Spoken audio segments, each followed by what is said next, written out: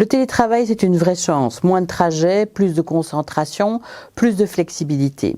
Mais si tu n'y fais pas attention, ça peut vite devenir un piège discret.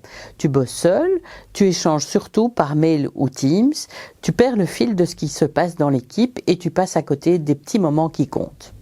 Les discussions spontanées, les idées qui naissent autour de la machine à café, la dynamique de groupe.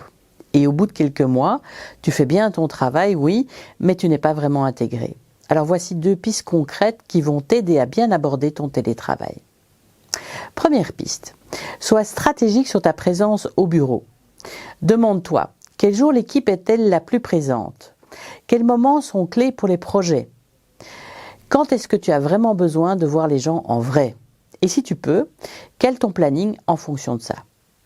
Ta présence physique, c'est un investissement relationnel important pour garder le contact et rester impliqué.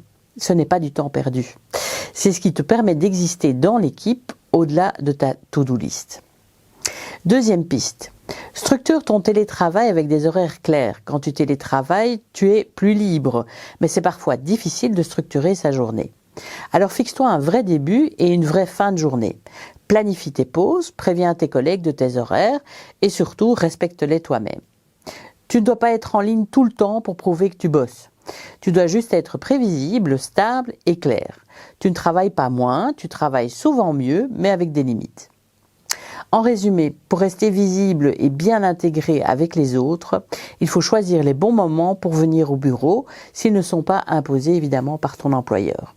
Et pour être efficace, essaye de structurer ton travail à distance avec rigueur.